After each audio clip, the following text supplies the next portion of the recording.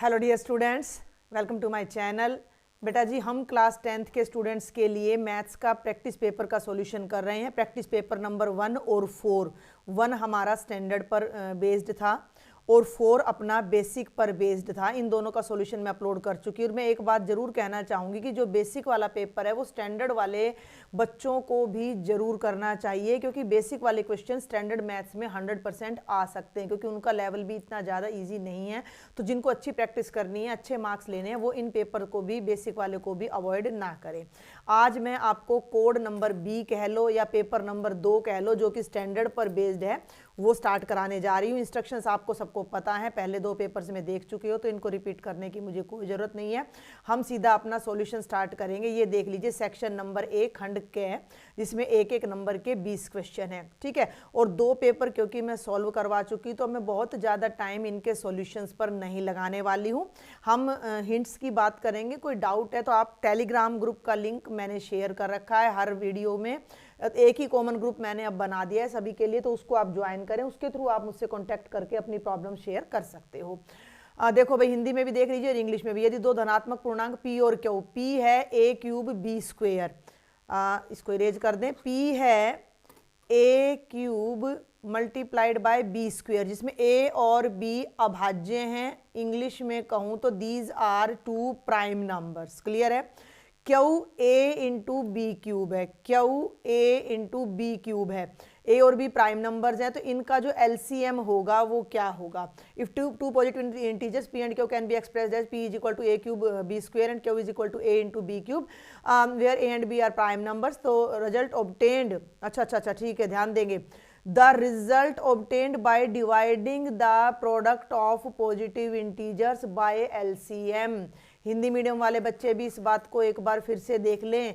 LCM शब्द पढ़कर आपने LCM नहीं निकाल देना है। ये कह रहा है कि धनात्मक पूर्णांकों के गुणनफल को, यानी P और Q के गुणनफल को अगर उनके एलसीएम से डिवाइड करें तो उत्तर क्या आएगा, तो वो उनका HCF आ जाएगा। ये रिजल्ट मैंने लास्ट लेक्चर में भी बता दिया था, दोनों में बताया। LCM into HCF is equal to A into B।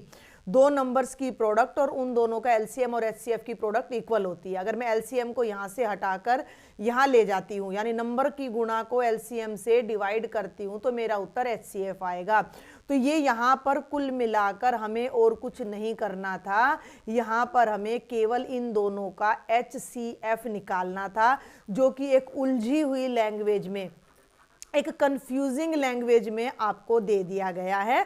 Otherwise इसमें केवल हमें HCF निकालना है। अब जब भी इस फॉर्म में आपको नंबर दे रखे हैं, तो जो हमारा HCF होता है वो कॉमन फैक्टर A इसमें भी है और A इसमें भी है, उनकी मिनिमम पावर की प्रोडक्ट होती है। और B भी दोनों में है। A की लीस्ट पावर यहाँ 1 है और ऊपर 3 है, तो A की पावर आएगी 1, B की पावर यहाँ 3 है और यहाँ 2 है, तो ये आ जाएगी 2। तो A इंटू में B स्क्वेयर हमारा आंसर हो जाएगा बच्चों, जो कि ऑप्शन नंबर B है। बात समझ में आ गई। आगे बढ़ते हैं। 2 अंकों की सबसे छोटी भाज्य संख्या, और बात को सुनना, 2 अंकों की सबसे छोटी भाज्य संख्या और सबसे छोटी भाज्य संख्या का एलसीएम क्या होगा। The LCM of smallest 2 digits composite number and smallest composite number. लेने कॉम्पोजिट नंबर है। कॉम्पोजिट नंबर कौन से होते हैं, जिनका अपने अलावा 1 के अलावा कोई और फैक्टर भी होता है। तो सबसे छोटा कॉम्पोजिट नंबर होता है 4, क्योंकि 1 ना तो प्राइम होता है, ना कंपोजिट, ना भाज्य होता है, ना अभाज्य। 2 सबसे छोटी अभाज्य संख्या होती है, 3 भी अभाज्य होती है, 4 ऐसी संख्या है जो कंपोजिट है, अब भाज्य है, सबसे छोटी है।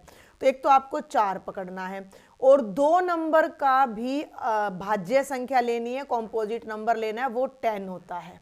आगे मेरी बात समझ में। ये नंबर हो गया 10 और ये नंबर हो गया 4, ये हो गया 10 और ये हो गया 4, और इन दोनों का निकाल देना है एलसीएम। तो 4 के फैक्टर करोगे तो 2 2 जा 4, 10 के फैक्टर करोगे तो 2 5 जा 10, और एलसीएम क्या होता है, एलसीएम सभी फैक्टर्स की हाईएस्ट पावर। तो 2 भी लेना है और 5 भी। 2 की पावर 2, 2 स्क्वेयर हाईएस्ट पावर 2 है ना, और 5 2 दूनी 4 5 जे 20, 4 5 जे 20, तो जो हमारा एलसीएम है वो कितना आ जाएगा, 20 आ जाएगा, जो कि ऑप्शन नंबर सी है। थर्ड पर चलते हैं। 441 के अभाज्य गुणनखंड में 7 का घातांक, the exponent of 7 in the prime factorization of 441। 441 के पीछे 1 है तो 2 पे तो जाएगा नहीं, 3 पे देख लो जा रहा है कि नहीं, 4 और 4 8 और 1 9, तीनों अंकों का योग 3 से भाग हो रहा है तो 3 पर जाएगा, 3 एकम 3, 3 चौके 12, 3 7 21। अब 7 और 4 11 और 1 12, ये भी 3 पे जाएगा। जब किसी नंबर की डिजिट्स का सम, जब अंकों का योग 3 से भाग है तो वो नंबर भी 3 से डिवाइड होता है, तो 3 चौके 12, 3 निम 27, 7 7 49 और 7 एकम 7। तो 441 के फैक्टर कर रहे हो तो 3 की पावर 2 मल्टीप्लाइड बाय 7 की, तो 7 का घातांक कितना आ जाएगा, 2 आ जाएगा। Very simple. चौथे पे आ जाओ। निम्नलिखित में कौन सा द्विघात समीकरण का ग्राफ नहीं है? 4 ग्राफ आपको दे रखे और कौन सा ग्राफ द्विघात का नहीं है? क्वाड्रेटिक इक्वेशन का ग्राफ कौन सा नहीं है? क्वाड्रेटिक इक्वेशन का ग्राफ या तो कहीं भी कट नहीं करेगा, या एक पॉइंट पे कट करेगा, या ज्यादा से ज्यादा 2 पे। इस ग्राफ को देखो, थोड़ा सा और जूम करो, और इस ग्राफ को आप देखोगे तो आपका, एक मिनट पेन चूज कर लूं मैं, तो ये ग्राफ एक्स एक्सिस को 3 जगह पे कट कर रहा है, तो इसके 3 जीरोज आएंगे, 3 शून्यक आएंगे, और जिसके 3 शून्यक आते हैं वो एक क्यूबिक पोलिनोमियल होता है। क्यूबिक को इंग्लिश में त्रिघाती बहुपद कहते हैं, तो वो होता है। तो ये हमारा द्विघाती बहुपद नहीं है, ये हमारा द्विघाती बहुपद नहीं है। क्लियर है? चलूं आगे, समझ आ गया? आगे चलते हैं भाई। क्लियर है? मेरी बात समझ में आ गई भाई? ये वाला कहीं भी नहीं कट कर रहा तो इसके 0 शून्य के, एक ये भी शायद कहीं नहीं कट कर रहा, थोड़ा नीचे है, और ये 2 जगह कट कर रहा है, ये 3 जगह कट कर रहा है, तो ये द्विघात नहीं है, क्वाड्रेटिक इक्वेशन का सॉल्यूशन नहीं है। आ जाओ क्वेश्चन नंबर 5 पे। के का वह मान ज्ञात करो जिसके लिए समीकरण के मूल समान है। के का वह मान ज्ञात करो जिसके लिए इसके मूल समान है। Find the value of k for which this has equal roots. Roots अगर इक्वल हैं तो डी की वैल्यू 0 होनी चाहिए। B square minus 4ac is equal to 0। और आपको जो इक्वेशन दी गई है, हिंदी और इंग्लिश मीडियम वाले दोनों बच्चे सुन लें, आपने इसको कंपेयर करना है ax square plus bx plus c is equal to 0 से। तो भैया आप a की वैल्यू निकाल लो, तो x स्क्वायर का कोफिशिएंट 2 हो जाएगा, b की वैल्यू x का कोफिशिएंट माइनस k हो जाएगा, और c की वैल्यू k। अब आप निकालो b स्क्वायर माइनस 4ac, तो b कितना है, माइनस के स्क्वायर करोगे k स्क्वायर 4, a की वैल्यू है 2, c की वैल्यू है k, 4 इंटू में है ये, तो ये बन गया k square minus 8k is equal to 0। k common ले लिया तो k माइनस 8 0, एक बार k को 0 रखो, एक बार k माइनस 8 को, तो k की वैल्यू 0 और 8 आ जाएंगी, तो डी हमारा राइट आंसर हो जाएगा। सिंपल है। आगे बढ़ते हैं। इस तरह के क्वेश्चन हमने पहले भी डिस्कस कर लिए हैं। किसी वृत्त के व्यास के छोर के निर्देशांक 2 3 हैं। ये एक सर्कल है, ये व्यास बोलते हैं इंग्लिश में diameter. If the coordinates of one end of a diameter of a circle are 2,3, ये डायामीटर है मान लो ए बी, इसका एक एंड का कोऑर्डिनेट 2 3 है, और केंद्र के निर्देशांक, ये सेंटर है ओ, इसके कोऑर्डिनेट्स -2,5 है, -2,5 है द कोऑर्डिनेट्स ऑफ सेंटर। तो दूसरे छोर के निर्देशांक, find the coordinates of other and, इनको आपने एक्स वाई मान लेना है। ये डायामीटर है तो ओ इसका सेंटर होता है, सेंटर होता है तो ये मिड पॉइंट है, मध्य बिंदु है, और मध्य बिंदु का फॉर्मूला होता है x1 जमा x2 बटे 2। ठीक है, तो ये आपका x1 है और ये x2 है, यानी कि 2 जमा x बटे 2 करोगे तो ये -2 के बराबर आ जाएगा। 2 प्लस एक्स बराबर है -4, 2 को राइट में ले जाओ तो x की वैल्यू आ जाएगी -6। -6 वाले भाई 2 ऑप्शन हैं, तो y की वैल्यू तो हमें अभी निकालनी पड़ेगी। देखेंगे जरा, y1 प्लस y2 यानी कि 3 plus y by 2 is equal to, ये वाला पॉइंट आ जाएगा 5। इस 2 को राइट में ले जाओ तो 5 दूनी 10 आ जाएगा, 3 को राइट में ले जाओ तो 10 माइनस 3, y की वैल्यू 7, -6,7 आपका जो है डायमीटर का एक और एंड का कोऑर्डिनेट आ जाएगा -6,7, जो कि आपका ऑप्शन नंबर ए है।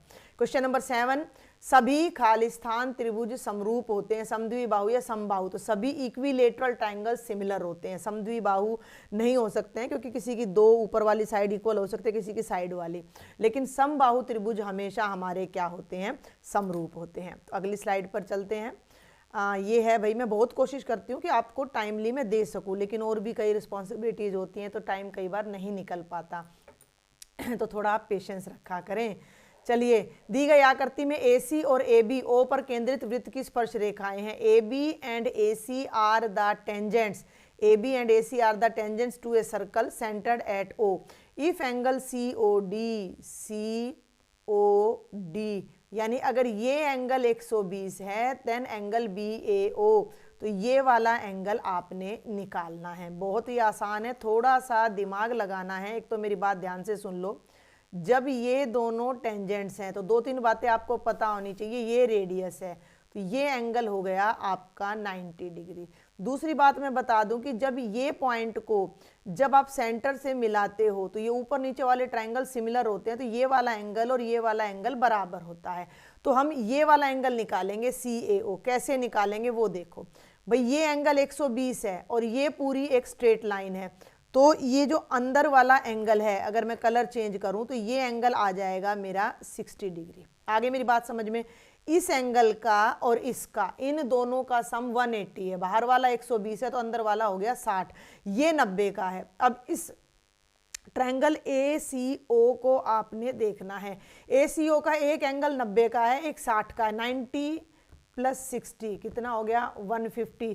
तो ये वाला तीसरा एंगल कितने का हो जाएगा, 30 का, क्योंकि तीनों का सम कितना होता है, 180 होता है। तो जब ये एंगल 30 का आ गया तो ये वाला भी कितने का आ जाएगा, 30 डिग्री का, और हमारा ऑप्शन नंबर A राइट हो जाएगा। आगे लॉजिक समझ में कैसे हम पहुंचे हैं, इस बात को भी देख लेना, ना आए तो दोबारा देख लेना। 9th पे आ जाओ। एक वृत्त में अधिकतम खालिस्तान समांतर स्पर्श रेखाएं हो सकती हैं। ए circle can have dash parallel tangents at the most. Parallel, ज्यादा से ज्यादा दो ही टेंजेंट्स आपके हो सकते हैं। थीटा के सभी मानों के लिए साइन थीटा और कोस थीटा बराबर होते हैं। Sine theta is equal to cos theta for all values of theta. तो ये बिल्कुल गलत है क्योंकि केवल 45 पे बराबर होते हैं। क्वेश्चन नंबर 11, 9 सीकेंट स्क्वायर है माइनस 9 टेंजेंट स्क्वायर है। 9 कॉमन ले लो, ब्रैकेट में आ गया सीकेंट स्क्वायर ए माइनस टेंजेंट स्क्वायर ए, और ये वैल्यू आपकी 1 होती है, तो 9 गुणा 1, इसका आंसर 9 आ जाएगा। आगे बढ़ूं, क्वेश्चन नंबर 12 पे आ जाओ। कुछ बहुत आसान भी दे रखे हैं आपको कंपैरेटिवली ना। अब देखो, सीकेंट थीटा को जब कोटेंजेंट थीटा के रूप में व्यक्त किया जाता है तो यह किसके बराबर होगा, secant theta when expressed in term of cotangent theta. देखो मेरी बात सुनो, हम मान लेते हैं कि कोटेंजेंट थीटा x है। हमने मान लिया कि कोटेंजेंट थीटा x है, तो टेंजेंट थीटा कोटेंजेंट का उल्टा होता है, यानी 1/x है। और जो सीकेंट थीटा होता है वो 1 जमा टेंजेंट स्क्वायर थीटा का अंडर रूट होता है। बहुत ध्यान से सुनना इस बात को। सीकेंट थीटा जो है वो 1 जमा टेंजेंट स्क्वायर थीटा का अंडर रूट होता है, और टेंजेंट थीटा की वैल्यू है 1/x का स्क्वायर का अंडर रूट। तो ये हो जाएगा 1 + 1/x स्क्वायर का अंडर रूट। लघुत्तम ले लो, x स्क्वायर लघुत्तम लोगे यहाँ चला जाएगा, तो ये बनेगा x स्क्वायर + 1 का अंडर रूट। ठीक है, अब ये हो गया x स्क्वायर + 1 का भी अंडर रूट, और नीचे वाले का अंडर रूट करोगे तो x। अब x स्क्वायर की जगह, यानी x की जगह आप रख दो कोटेंजेंट, तो ये बन जाएगा कोटेंजेंट स्क्वायर थीटा + 1 का अंडर रूट बटे कोटेंजेंट, और लेफ्ट में आपका चल रहा था सीकेंट थीटा। ये थोड़ा अलग क्वेश्चन है। अगर मैं डायरेक्ट इसको कोटेंजेंट से करती तो आप कंफ्यूज हो सकते थे, इसलिए मैंने x से कर दिया। मैंने कोटेंजेंट थीटा को x लिया। सीकेंट को कोटेंजेंट में तो हमें पता नहीं है, लेकिन हमें ये पता है कि सीकेंट टेंजेंट में कन्वर्ट होता है, या टेंजेंट की हेल्प से सीकेंट आ सकता है, और टेंजेंट कोटेंजेंट का उल्टा होता है। तो पहले हमने टेंजेंट निकाला, टेंजेंट का यूज करके सीकेंट निकाला, और लास्ट में उसमें कोटेंजेंट रख दिया। तो this is your answer. Got it? समझ आ रहा है? आगे चलो क्वेश्चन नंबर 13 पर। 6 मीटर ऊंचे खंभे की छाया जमीन पर इतनी पड़ती है तो सूर्य का उन्नतांश, if a pole 6 metre high, ये 6 मीटर ऊंचा पोल है, इसकी जो शेडो है, जो छाया है, वो 2√3 है। अगर यहाँ से सूर्य देवता इस पोल पर पड़ रहे हैं और यहाँ जाकर मिल रहे हैं तो ये वाला जो एंगल है ये सूर्य का उन्नतांश या एंगल ऑफ एलिवेशन कहलाता है। तो आपने इसमें केवल थीटा निकालना है। परपेंडिकुलर और बेस आपको पता है, तो टेंजेंट थीटा बच्चे होता है परपेंडिकुलर बाय बेस। परपेंडिकुलर है 6, बेस है 2√3, 2 3 जा 6, ये आ गया 3/√3। अब मैं एक बात आप सबको बता दूं कि 3 का मतलब होता है √3 का स्क्वायर, क्योंकि रूट से रूट कट जाता है। तो इसका मतलब यहाँ 2 बार √3 है, √3 × √3। वैसे मुझे कराने की जरूरत नहीं थी, तो ये कट के √3 आ जाएगा। टेंजेंट थीटा की वैल्यू √3 कितने डिग्री पे होती है? 60 पे। तो थीटा की वैल्यू 60 डिग्री आ जाएगी और वही हमने निकालना था सूर्य का उन्नतांश यानी angle of elevation. Question number 14 पर चलते हैं। 13 हो गया। लास्ट वाले में मेरा ना एक 17th क्वेश्चन रह गया था बेसिक वाला, वो मैंने फिर करा दिया था। दी गई आकृति में 10.5 सेंटीमीटर त्रिज्या वाले वृत्त का एक त्रिज्या खंड है। त्रिज्या खंड का परिमाप बताओ। This is the sector of a circle of radius 10.5 centimetre, find its perimeter. अब मेरी बात सुन लो, हमें पेरीमीटर का मतलब तो ये वाली भी बताना है, ये वाला भी बताना है और ये आर्क लेंथ भी बताना है। परिमाप सुन लीजिए मेरी बात ध्यान से, यानी पेरीमीटर का अगर मैं इसको ओ नाम दे दूं तो पेरीमीटर हो जाएगा OA जमा OB जमा आर्क AB की लेंथ। यही तो परिमाप हुआ ना चारों तरफ का। Perimeter of sector. तो पेरीमीटर में OA तो हो गई त्रिज्या, ये भी हो गई त्रिज्या, और आर्क लेंथ AB क्या होती है? θ/360 × 2πr, और r की वैल्यू 10.5 है। यहाँ तो मैं दोनों जगह 10.5 ही यूज कर लूँगी, लेकिन इसको जब मैं फ्रैक्शन में बदलती हूँ तो 5 दूनी 10, 21/2 आएगा। तो इन सारी वैल्यूज को यहाँ रख दो। r जमा r, रेडियस है 10.5, 10.5 जमा 10.5 21 हो जाएगा। थीटा है 60 डिग्री, ये देख लो 60/360 × पाई 2πr, 2 पाई की जगह लगा दो 22/7 और r की जगह लगा दो 21/2। 60 छिक्का 360, 2 से 2 कट गया, 7 तिया 21, 3 दूनी 6 और 2 से 22 कट गया 11, 21 + 11 यानी कि 42 सेंटीमीटर मेरा पेरीमीटर यहाँ पर आना चाहिए, जो कि इसमें मुझे तो 1 मिनट, अरे रे रे नहीं 42 नहीं 32, 21 और 11 32 होता है, 21 और 11 32 होता है। तो 32 सेंटीमीटर, और ये इस पे टिक अपने आप ही लग गया क्या? अच्छा रेडियस पे टिक लगाया था मैंने, रेडियस पे टिक लगाया था, तो 32 सेंटीमीटर हमारा पेरीमीटर आ जाएगा। समझ आ गया लॉजिक आपको? पूरा क्वेश्चन मैंने एक बार में कर दिया है। आगे बढ़ते हैं, क्वेश्चन नंबर 15 पे आ जाओ। यदि किसी घड़ी की मिनट की सुई 10 सेंटीमीटर लंबी है तो सुबह 9 बजे से 9:15 के बीच मिनट की सुई द्वारा वर्णित घड़ी के मुख का क्षेत्रफल। If the minute hand of a clock is 10 centimetre long, same question है, उसमें पेरीमीटर था, इसमें एरिया पूछ लिया है। ये मिनट हैंड है जो कि 10 सेंटीमीटर लंबी है। 9 बजे सुई 12 पर होगी मिनट की, और 9:15 बजे सुई 9 पर होगी, इस पर 3 पर होगी, तो यानी 90 डिग्री का एंगल इसने कवर किया, और ये पूरा एरिया आपने बताना है। तो ये एरिया ऑफ सेक्टर है, ये और कुछ नहीं है बल्कि त्रिज्या खंड का क्षेत्रफल है। तो त्रिज्या खंड के क्षेत्रफल का फॉर्मूला होता है, वैसे तो ये ना सर्कल का 4th पार्ट भी हो गया, तो θ/360 × πr²। एंगल समझ आ गया ना भाई? 9 से 9:15 के बीच में 15 मिनट में घड़ी की सुई यहाँ से ऐसे हो जाएगी, तो ये एंगल पूरा 90 का बनेगा। तो 90/360 22/7, रेडियस कितना है? 10 × 10, 90 चौका 2 दूनी 4, 2 पंजे 10, और भैया 2 पंजे 10। अब देख लो बच्चे, ये आ गया 22 × 25/7। क्लियर हो रहा है? 22 ये रहा, 5 पंजे 25 ये रहा, मल्टीप्लाई करके आंसर कर दो। 25 दूनी 50, 5 25 दूनी 50 और 55, 550/7 सेंटीमीटर स्क्वायर। अगर ऑप्शन नहीं है, नहीं तो डेसिमल में बदल सकते हो। 7 7 49, 15 में से 9 गए 6, 7 8 56, 4 7 5 35, 5 और 7 7 49, इतने ये भी सही है और ये भी सही है, इतने centimetre square is the area जो कि उस मिनट की सुई ने क्षेत्रफल कवर किया है। क्वेश्चन नंबर 16 बहुत आसान, ये मैं आपको बता दूं एग्जाम्पलर से है ये क्वेश्चन। कई बच्चे मुझसे पूछते मैडम एग्जाम्पलर करें या ना करें। एक किनारे पर नुकीली बनाई गई बेलनाकार पेंसिल निम्नलिखित में किसका संयोजन है? ए सिलेंड्रिकल पेंसिल, पेंसिल तो सिलेंड्रिकल होती है, अभी मेरे पास है नहीं, कुछ ऐसी ही होती है पेंसिल, दिख रही है आपको, और इसको शार्प कर दिया गया है, एक तरफ से छील दिया गया है। तो जब भी आप किसी छिली हुई पेंसिल को देखोगे तो उसकी शेप आपको बच्चे कुछ ऐसी दिखाई देगी। एम आई राइट? तो ये हिस्सा तो बेलन है और ये हिस्सा शंकु है। सिलेंडर प्लस कोण, शंकु और बेलन, कोण एंड अ सिलेंडर। क्लियर हो गया? किसके संयोजन से बनी है? किन से? Is an combination of what? A cylindrical pencil sharpened at one edge is the combination of what? Question number 17 पे आ जाओ। एक बल्लेबाज द्वारा 35 अलग अलग मैचों में बनाए गए रन नीचे हैं। उन मैचों की संख्या बताओ जिनमें बल्लेबाज ने 60 से कम रन बनाए हैं। बहुत आसान है, फिर भी मैं इंग्लिश मीडियम के स्टूडेंट्स के लिए भी यहाँ पर इसको ला देती हूँ। The runs scored by a batsman in 35 different matches are. 0 से 15 रन 5 मैचों में बनाए, 15 से 30 रन 7 मैचों में बनाए हैं, और भैया 30 से 45 रन 4 मैचों में, और 45 से 60 8 में। अब ये कह रहा है कि कितने मैच है जिसमें 60 से कम, तो 60 से कम ये मैच हैं जिनमें रन बनाए हैं। इन सबको जोड़ दो, 5 + 7 + 4 + 8, 8 और 4 12 और 7 19 और 5 24 मैच ऐसे हैं जिसमें उसने 60 से 60 से लेस रन स्कोर किए हैं। क्वेश्चन नंबर 18 पे आ जाओ। एक संख्या 1 से 27 तक चुनी जाती है, उसके अभाज्य होने की क्या प्रायिकता है? 27 तक की अभाज्य संख्या, कुल संख्याएं हो गई 27।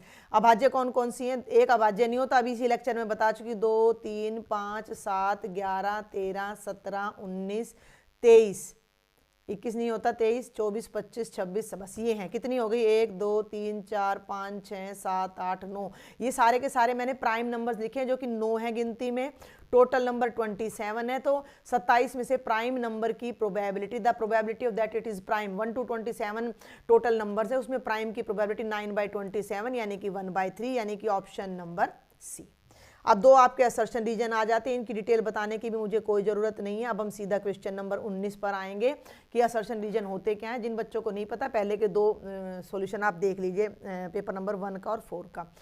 पहला अभिकथन क्या कहता है कि इस श्रृंखला में पदों की संख्या 34 है। 7 11 15 139 इज एन एपी, और ये कह रहा है कि इसमें 34 टर्म्स हैं। चेक कर लेते हैं।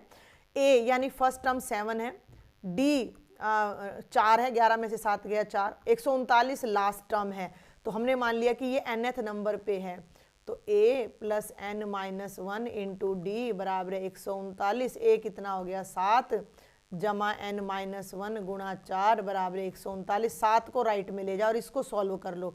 4n-4 बराबर 139 घटा 7 है ना, ये बन गया 132। 4 को भी उधर ले जाओ, 4n = 132 जमा 4 यानी 136, और n बराबर है 136/4, 4 × 12 और 4 × 16। यस, n की वैल्यू तो 34 ही आ रही है, यानी कि पहली स्टेटमेंट ट्रू है, हमारा असर्शन ट्रू है।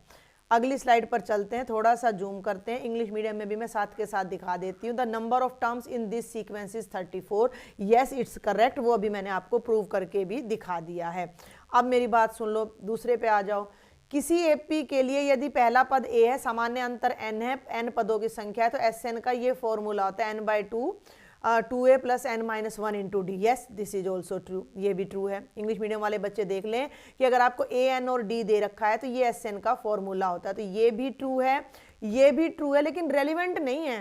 ऊपर वाले में हम an का यूज कर रहे हैं, नीचे ये Sn का फॉर्मूला बता रहा है, तो सही तो दोनों है, लेकिन R is not the correct explanation of assertion, तो B आएगा। पिछली स्लाइड पे लेके चलूं तो ये देखो ए और आर दोनों सही हैं, लेकिन जो रीजन है तर्क वो अभिकथन की सही व्याख्या नहीं है, क्योंकि इस सवाल के इस पार्ट के अंदर मैंने ए एन का फॉर्मूला यूज किया है, जबकि अगले पार्ट में ये बंदा हमें एस एन बता रहा है, तो दोनों रेलिवेंट नहीं है, तो ऑप्शन नंबर बी आ जाएगा। और ये एक नंबर का लास्ट क्वेश्चन है, इंग्लिश मीडियम वाले देख लो पहले। A tangent to a circle can be drawn from a point inside the circle. नहीं, बिल्कुल नहीं, गलत है। अंदर के पॉइंट से तो टेंजेंट ड्रॉ ही नहीं हो सकता। किसी वृत्त की स्पर्श रेखा वृत्त के अंदर के बिंदु से खींची जा सकती है, जो कि गलत है। और एक बात मैं आपको बता दूं, जब ए गलत है ना तो ऑप्शन नंबर डी, आंख बंद करके, ए फॉल्स का एक ही ऑप्शन है। फिर भी आर को भी चेक कर लो। किसी भारी बिंदु से वृत्त पर खींची गई स्पर्श रेखाओं की लंबाई बराबर होती है, ये ट्रू है, ये ट्रू है। The the length of tangent drawn from an external point of a circle are equal, तो इसका राइट ऑप्शन डी आ जाएगा। तो ये 20 क्वेश्चन आपके एक एक नंबर के थे। और अब हम जल्दी से सेक्शन नंबर बी पर चलते हैं, 2 मार्क्स के क्वेश्चन पर। ऑप्शन नंबर बी में बेटा 5 क्वेश्चन आएंगे 2-2 नंबर के, लेकिन मुझे 7 करवाने पड़ेंगे क्योंकि 2 क्वेश्चंस में इंटरनल चॉइस है। क्वेश्चन नंबर 21 देखते हैं। के का मान ज्ञात करो जिसके लिए इन दोनों समीकरणों का अद्वितीय हल हो। Find the value of k for which this pair of equation has a unique solution. हाँ, हम इस तरह के कई क्वेश्चंस कर चुके हैं, इसलिए मैंने बोला था कि मैं बहुत ज़्यादा समय इन पर नहीं लगाऊंगी, है ना। अब आप ये तीसरा पेपर कर रहे हो और हिसाब से तो चौथा कर रहे हो, क्योंकि सैंपल पेपर भी मैं पूरा सॉल्व करवा चुकी हूँ। चौथा पेपर चल रहा है मेरा ये। अब जब हम इनका कंपैरिजन करते हैं, अद्वितीय हल याद रखना, अद्वितीय हल, जब मैं इसका कंपैरिजन करती हूँ a1x plus b1y plus c1 is equal to 0 से a2x plus b2y plus c2 is equal to 0 से, तो a1 2 है, b1 3 है और c1 -5 है, पहली इक्वेशन।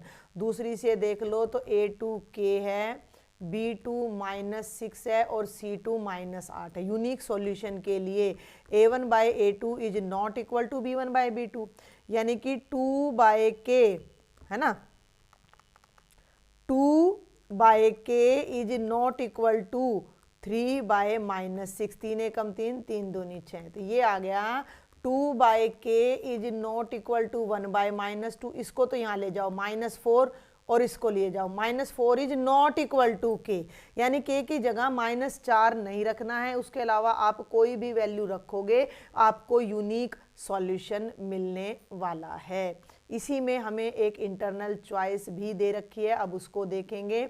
दिए गए रैखिक समीकरण युग्म को हल करो, solve the following pair of linear equation. तो यहाँ ना थोड़ा फ्रैक्शन है और मैं फ्रैक्शन के लिए बच्चों को बोलती हूँ कि भैया आप एलसीएम लेके पहले इक्वेशन को नॉर्मल कर लो।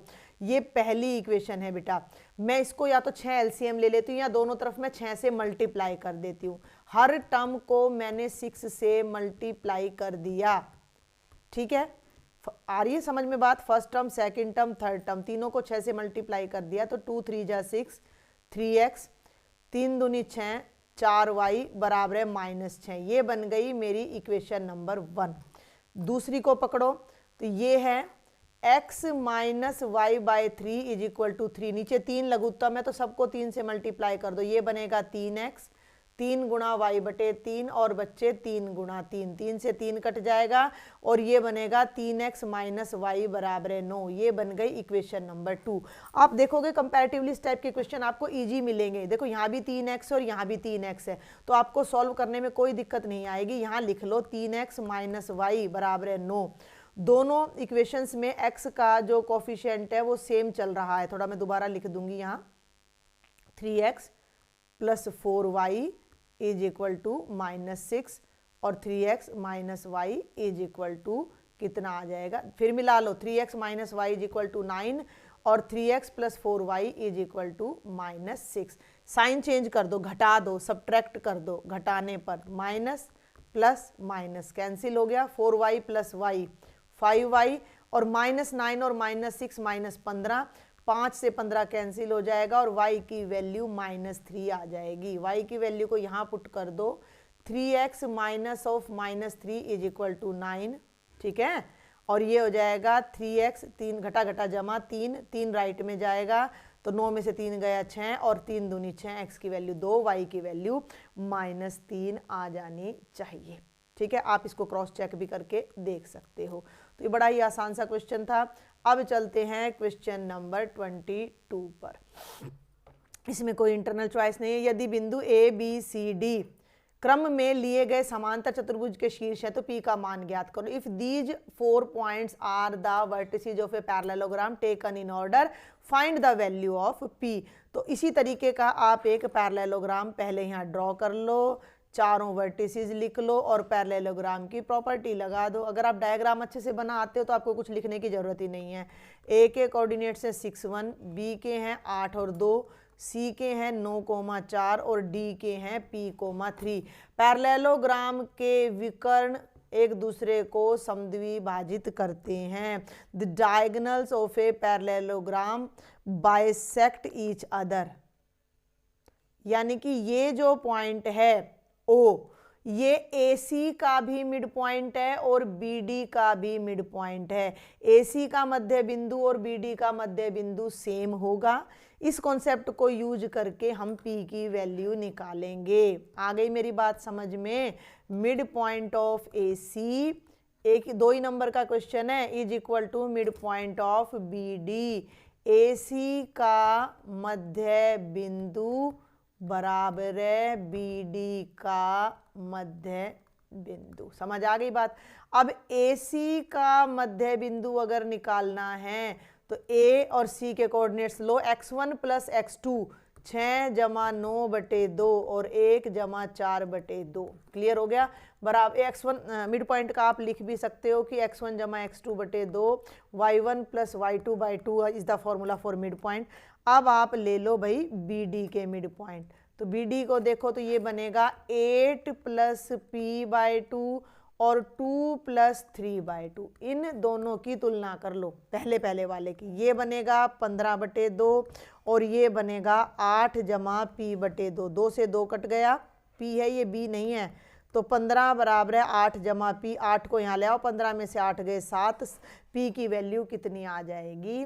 7 आ जाएगी। ठीक है, बहुत ही आसान सा क्वेश्चन था, ज़्यादा लंबा समय आपने इस पर नहीं लगाना है सॉल्व करने में। 23वें पर आ जाओ, पहले हिंदी में पढ़ देती हूँ फिर इंग्लिश में। 6 मीटर लंबे एक ऊर्ध्वाधर खंभे की छाया जमीन पर 4 मीटर लंबी पड़ती है। उसी समय एक टावर की छाया 28 मीटर लंबी पड़ती है, तो टावर की ऊंचाई ज्ञात करो। ये अपने इंग्लिश मीडियम के स्टूडेंट्स भी देख लें। एक तो टावर है, a vertical pole of length 6 metre cast a shadow 4 metre long on the ground at the same time. 28 metre का जो टावर है, नहीं उसी टाइम पे एक टावर की जो शेडो है वो 28 मीटर है, cast a shadow 28 metre, find the height of tower. 2 building है भाई हमारे पास, समझ लेंगे इस बात को। यहाँ डायग्राम बना देती हूँ मैं, फिर इसको ऊपर कर लेंगे। ये एक 6 मीटर लंबा क्या है, खंबा है, पिलर है, और इसकी जो छाया है वो 4 मीटर है। क्लियर है? उसी समय पर एक टावर है, बहुत बड़ा टावर है। हमें नहीं पता उस टावर की लेंथ हाइट कितनी है, लेकिन हमें पता है कि उसकी शेडो 28 मीटर है। तो आपने टावर की हाइट यानी h बतानी है। ABC अपना खंबे का है और PQR इसका है। फिर बोल रही हूँ 2 ही नंबर का क्वेश्चन है, ज़्यादा टाइम नहीं लगाना है। राइट एंगल ट्रायंगल है तो सिमिलर है ये। राइट एंगल ट्रायंगल हमेशा हमारे सिमिलर होते हैं। क्यों हैं? सारे नहीं होते सिमिलर। ये क्यों है? क्योंकि एक ही टाइम पे दोनों को सूर्य लाइट दे रहा है, तो जो सूर्य का उन्नतांश है यानी जो एंगल ऑफ एलिवेशन है वो सेम आएगा। तो इस ट्रायंगल में दोनों में 90-90 का एंगल हो गया, एंगल ऑफ एलिवेशन सेम हो गया, तो एट द सेम टाइम की बात करें तो ये सिमिलर है, नहीं तो नहीं है। अब सिमिलर है तो इनकी साइड्स की रेशियो सेम होगी, तो 6AB by PQ is equal to क्या हो जाएगा? BC by QR is equal to BC by QR। तो AB हो गया 6 बाय H, BC हो गया 4 बाय 28। मेरी बात समझ में आ रही है? परपेंडिकुलर का रेशियो परपेंडिकुलर से, बेस का रेशियो बेस से। तो 4 एकम 4, 4 7 28, एक है ये। तो ये आ गया 6 by H is equal to 1 by 7। 7 को इधर ले जाओ, H को यहाँ ले जाओ। 6 गुणा 7 बराबर है H, और H की वैल्यू आ जाएगी 42 मीटर, यानी कि जो हमारी टावर की हाइट है वो कितनी है? 42 मीटर है। आसान सा था मेरे ख्याल से। नेक्स्ट स्लाइड पर चलेंगे अब हम। हाँ जी बिल्कुल, अब हम आ जाते हैं क्वेश्चन नंबर 24 पर। मैं आपको चैप्टर वाइज भी डिटेल दे दूंगी, कई बच्चे मुझसे मांग रहे हैं। लास्ट आप भी खुद भी अब आइडिया लगा सकते हो कि ये दोनों क्वेश्चन आपको हर बार ट्रिग्नोमेट्री में से मिल रहे हैं। तो 24 में जो चॉइस है, टेंजेंट A प्लस बी √3 है, डायरेक्ट कराऊंगी। अगर टेंजेंट A प्लस बी √3 है तो A प्लस बी एंगल होगा 60 डिग्री का। अब इसको देखो, ये कह रहा है कि √3 टेंजेंट A माइनस बी 1 है, तो टेंजेंट A माइनस बी हो जाएगा 1/√3। 3 को मैं राइट साइड में ले गई। अब 1/√3 कितनी डिग्री पे होता है? 30 पे, तो a माइनस बी की वैल्यू कितनी आ जाएगी? 30। ऐसा ही क्वेश्चन बेसिक में भी था, ऐसा ही क्वेश्चन आपके सैम्पल पेपर में भी था। आपने a और b की वैल्यू बतानी है, a b से बड़ा। ये कैंसिल हो गया, a में a जोड़ दो, 2a 90 है तो a की वैल्यू आ गई 45। इसमें पुट कर दो a plus b is equal to 60, 45 plus b is equal to 60 को उधर ले जाओगे, माइनस करोगे तो मतलब 45 को राइट में ले जाओ, 60 में से माइनस कर दो, b 15 a 45। क्लियर है? इंग्लिश मीडियम वालों को भी समझ आ गया होगा। नेक्स्ट पर चलते हैं। इसी में जो इंटरनल चॉइस आपको दे रखी है वो भी अपना ट्रिग्नोमेट्री से है। Cos alpha by secant beta plus cosecant beta का मान ज्ञात कीजिए। इवेल्युएट दिस, अगर एल्फा इतना है और बीटा इतना है। बिल्कुल सिंपल, कॉस एल्फा और एल्फा ये देख लो, कॉस एल्फा, एल्फा कितना है? 45, तो cos 45 degree divided by secant beta, beta कितना है? 30 डिग्री, तो यहाँ आ जाएगा सीकेंट 30। क्लियर? और कॉसिकेंट बीटा यानी कि कॉसिकेंट 30। इसको आपने सॉल्व करना है अपनी टेबल की हेल्प से। टेबल बनानी आपको आनी चाहिए। कॉस 45 की वैल्यू होती है 1/√2। अब भाई सीकेंट 30 मान लो मुझे भी याद नहीं है, लेकिन मुझे कॉस 30 याद है। मुझे याद है कि cos 30 की वैल्यू √3/2 होती है और सीकेंट 30 इसका उल्टा होता है, तो वो हो जाएगा 2/√3। अब मुझे कोसिकेंट 30 भी याद नहीं है, आपको याद नहीं है, मुझे भी याद नहीं है, तो साइन 30 की वैल्यू हमारी होती है 1/2, तो ये हो जाएगी 2/1। अब यहाँ आपको इसको सॉल्व करना है। ये √3 है, इसका आप ध्यान रखेंगे। तो एलसीएम ले लो। ऊपर तो हो गया 1/√2 और नीचे √3 एलसीएम आएगा। ध्यान से देखना, तो √3 से √3 कैंसिल, तो यहाँ तो 2 बचेगा और यहाँ नीचे 1 है, तो √3 को 1 से करेंगे और 2 से मल्टीप्लाई करेंगे तो 2√3। ये थोड़ा सा अलग है, मुश्किल नहीं है। 1/√2 ऊपर रहेगा, उल्टा करोगे तो √3 तो ऊपर चला जाएगा और 2 + 2√3 नीचे आ जाएगा। आप चाहो तो इसको यहीं पर छोड़ सकते हो, नहीं तो इन दोनों में से आप 2 को कॉमन ले सकते हो। 1/√2 √3 2 कॉमन ले दिया तो ये बन गया 1 + √3। ठीक है, अब आप इसको रैशनलाइज, वैसे तो 2 नंबर का है, मैं तो ये सजेस्ट करूँगी कि छोड़ ही देना, लेकिन फिर भी चलो ये आ जाता है √3/2 √2 × √3 + 1। ठीक है, अब रूट की टर्म्स मल्टीप्लाई हो जाएंगी तो ये बनेगा √3/2। इनको मल्टीप्लाई करो, √3 को √2 से करोगे तो √6 आएगा और प्लस में √2 आएगा। क्लियर है? अब इसको कर दो रैशनलाइज। √6 - √2 से मल्टीप्लाई, √6 - √2 से कर रहे हो डिवाइड, तो ऊपर तो आपका हो जाएगा √3 को बाहर रखो इंटू √6 - √2 है और 2। अब यहाँ देखो a + b into a - b, तो ये 6 - 2 बनेगा। क्लियर है? 6 में से 2 गए 4 और 4 दूनी नीचे आ जाएगा 8, तो ये आ जाएगा √3 इंटू ये सारा और ये आ जाएगा नीचे 8 आ जाएगा। तो आप इसको यहाँ पर छोड़ सकते हो। और जिन बच्चों को रैशनलाइजेशन नहीं आता है तो यहाँ पर भी आप इसको अपने आंसर को एज इट इज छोड़ सकते हो, आपको पूरे मार्क्स मिल जाएंगे। ठीक है, और अब हम देखते हैं अपना सेक्शन नंबर बी का लास्ट क्वेश्चन। बहुत ही आसान है। एक छाते में 8 ताने हैं जो समान दूरी पर स्थित हैं। An umbrella has 8 ribs which are equally spaced. ये रिब नंबर 1 है, ये 2 है, ये 3 है, ये 4 है, ये 5 है, ये 6 है, ये 7 है और ये 8 है। 8 ताने हैं। क्लियर है? Assuming umbrella to be a flat circle of radius 45 centimetre. छतरी को 45 सेंटीमीटर त्रिज्या का एक सपाट वृत्त मानते हुए छतरी की 2 लगातार तानों के बीच का क्षेत्रफल ज्ञात करो। Find the area between 2 consecutive ribs of the umbrella. यानी हमें कुछ नहीं करना, हमने त्रिज्यीय खंड का, एक त्रिज्यीय खंड का क्षेत्रफल हमने निकालना है। अब त्रिज्यीय खंड का क्षेत्रफल निकालने के लिए सेक्टर का एरिया निकालना है। सेक्टर का एरिया निकालने के लिए सेक्टर का एंगल भी चाहिए।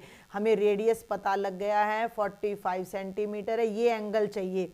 सुनो, ये पूरा सेंट्रल एंगल कितने डिग्री का होता है? 360 का। इसके कितने पार्ट्स हुए पड़े हैं? 8। तो हमने मान लिया कि थीटा जो है वो एक, भाई ये पूरी छतरी है और ये एक 2 रिब्स के बीच में, 2 तानों के बीच में हमने मान लिया कि थीटा एंगल है। तो ऐसी 8 रिब्स हैं और पूरा एंगल 360 का होता है, पूरा एंगल 360 का होता है। तो थीटा की वैल्यू हो जाएगी 360/8, 8 चौक 32 और 8 पांजे 40। एंगल भी हमारा 45 डिग्री का आ रहा है। तो हमें दो तानों के बीच का क्षेत्रफल निकालना है, एरिया बिटवीन टू रिब्स। तो वो जो एरिया है वो कितना हो जाएगा, थीटा, इसको यहाँ प्लेन सरफेस पे यहाँ ले लेते हैं। तो वो जो एरिया है बच्चे वो हमारा हो जाएगा θ/360 इंटू पाई r स्क्वेयर। तो 45/360, पाई की जगह आ गया 22/7, r की जगह 45 गुणा 45। बस अब हमने इसको सॉल्व कर देना है। 45 की टेबल में 8 पे ये जा रहा है, अभी हमने देखा है, तो ये 8 पे चला गया और 2 चौके 8 और ये 11। बस आगे तो ये कटेगा नहीं। इसकी कैलकुलेशन अभी हम कर लेते हैं। 45, 45 और 11।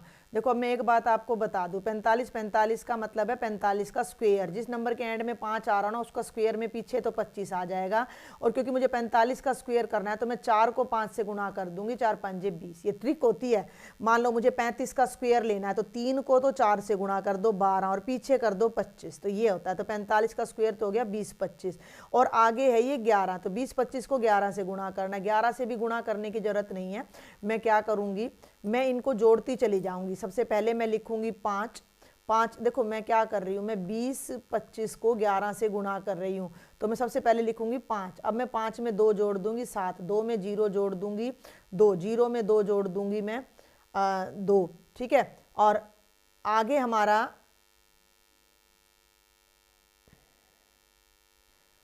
हमारा ये वाला डिजिट और आ जाएगा। भाई मेरी बात को समझ रहे हो, 20 25 है, इसको 11 से गुणा करना है तो ये डिजिट एज इट इज रह जाएगी और ये डिजिट एज इट इज रह जाएगी। बीच में क्या आएगा, इन दोनों का सम, इन दोनों का सम और इन दोनों का सम। ये दिख रहा है आपको मेरे पीछे से, ये देखो इस तरीके से 20 25 को, ये ट्रिक्स बता रही हूँ मैं आपको शॉर्ट मल्टीप्लिकेशन की। इस लास्ट डिजिट को ऐसे का ऐसा रखो, फर्स्ट को भी ऐसे का ऐसा, इन दोनों का सम इन दोनों का, और 22,275 आ जाएगा मल्टीप्लिकेशन, ठीक है। और डिवाइडेड बाय नीचे 4 है और 7 है तो कितना आ जाएगा 28। और इसको डेसिमल में अब आप बदल लेना, मैं डायरेक्ट लिख रही हूँ 795.22 वर्ग सेंटीमीटर। अगर आप ना भी कन्वर्ट करके आए डेसिमल में तो आपके कोई नंबर कट नहीं होंगे। तो ये था आपका कंप्लीट सेक्शन नंबर ए और section number B, practice paper number 2 का सॉल्यूशन। कोई क्वेरी है, कोई डाउट है तो आपने मुझे टेलीग्राम पर मैसेज करना है, ग्रुप ज्वाइन करके पर्सनली भी मैसेज कर सकते हो, ठीक है। और अगर लेक्चर पसंद आए तो शेयर करें, सब्सक्राइब जरूर करें। Thank you.